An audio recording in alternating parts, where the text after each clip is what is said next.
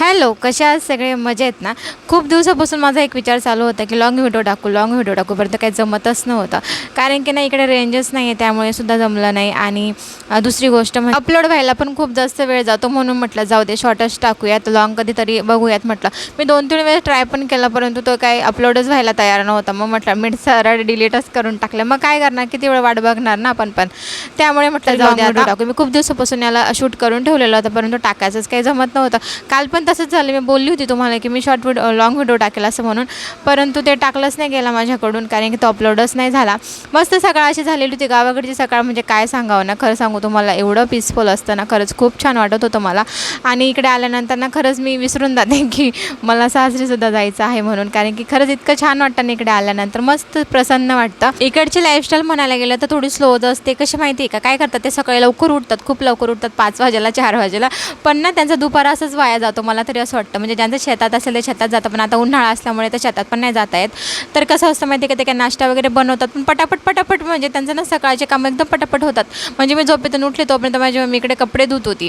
मग ते कपडे वगैरे धुतले गेले, मी सुद्धा पटकन आंघोळ वगैरे केली आणि लगेचच ते नाश्ता केला होता. त्यांनी पोहे बनवून दिलेले होते, तरीसुद्धा मग म्हटलं स्वयंपाकाला पण लगेच, म्हणजे एकीकडे त्यांचा नाश्ता तयार होतो, दुसरीकडे लगेच स्वयंपाक रेडी असतो.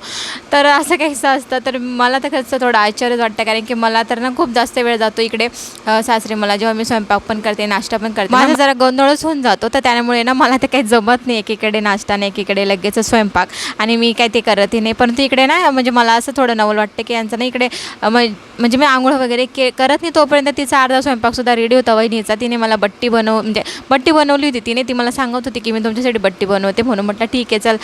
त्यानंतर ना तिने शेगडी होती त्यांच्याकडे, इलेक्ट्रिक शेगडी, पण ना लाईटच गेली मध्येच. म्हणजे फक्त तिने बट्ट्या शिजवायला टाकल्या आणि मध्येच लाईट गेली, आणि तिला जरा भूक पण लागून गेलेली होती. तिने नाश्ता केला होता, पण ती प्रेग्नेंट असल्यामुळे त्याला जरा भूक लवकर लागते, म्हणून तिला भूक लागून गेली होती. म्हणून आम्ही इकडे थोडंसं स्नॅक्स मागवलं होतं तिने बाहेरून, त्याचा आम्ही खात होतो, कुरकुरे वगैरे. ते खाल्लं आणि त्याने चूलसुद्धा पेटवली होती. मग चुलीवर तिने बाकीचा स्वयंपाक वगैरे केला. मी फक्त त्याच्याजवळ बसलेली होती, थोडीफार हेल्प करते, पण ती नाहीच म्हणते मला करून नका करू असंच म्हणते.